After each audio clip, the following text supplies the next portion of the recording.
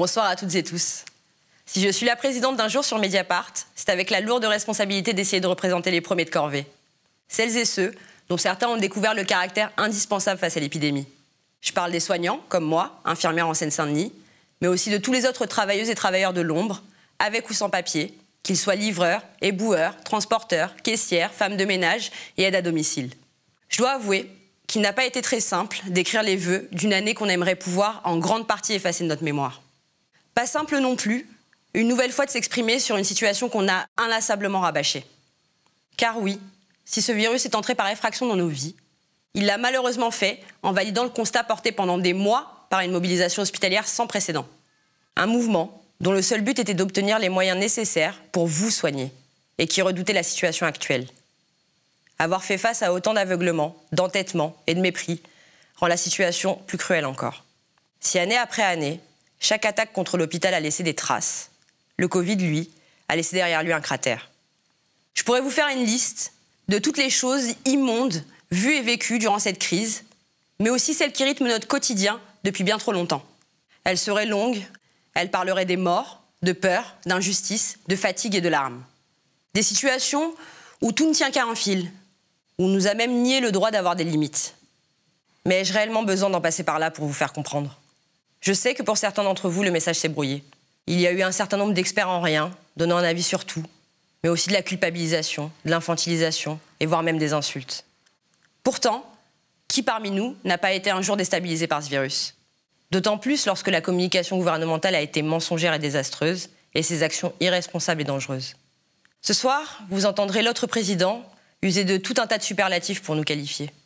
Il dira probablement que c'est grâce à la mobilisation exceptionnelle des soignants que nous passons chaque cap. En un sens, c'est vrai. J'ai vu mes collègues se dépasser comme jamais. Pourtant, pour beaucoup d'entre nous, cela provoquera de l'amertume, voire même de la colère. Car cela s'est fait sur notre dos, notre sueur, nos larmes, notre santé. Et il n'y a vraiment pas de quoi en être fier. D'autant plus si ce n'est pas pour en tirer des leçons et finir par voter ces 2 milliards d'économies supplémentaires à réaliser en 2021. Alors pourquoi on accepte ? Le problème, c'est qu'on n'accepte plus vraiment. Certaines d'entre nous, lassées de batailler dans le vide, finissent aussi par dire on se lève et on se casse. En ce moment, trouver des infirmières expérimentées, c'est comme chercher des FFP2 en mars. Il n'y en a pas. Qui pourrait les en blâmer ? Un système qui ne tient que par la culpabilité n'est pas viable éternellement. Elle est là, la réalité de nos hôpitaux. Ce que je n'oublierai pas, c'est qu'en Seine-Saint-Denis, on y est mort plus qu'ailleurs et dans l'indifférence la plus totale.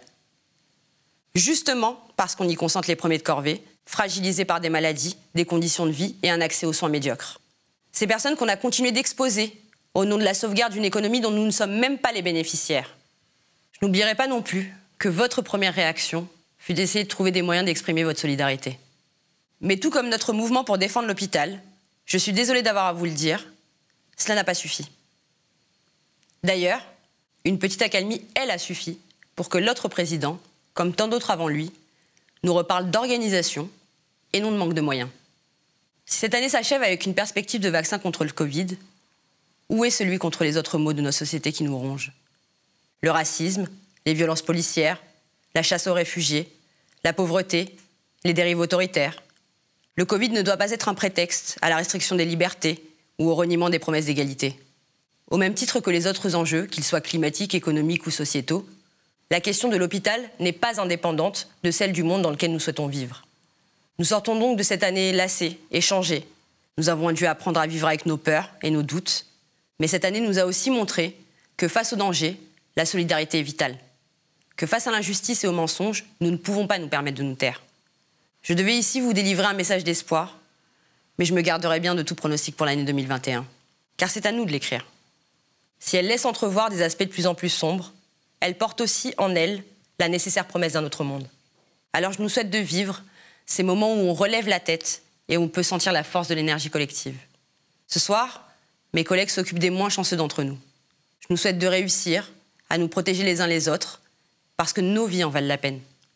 Surtout, je nous souhaite de connaître joie, rire, amour et santé. Très belle année 2021 à vous. Courage et force à nous.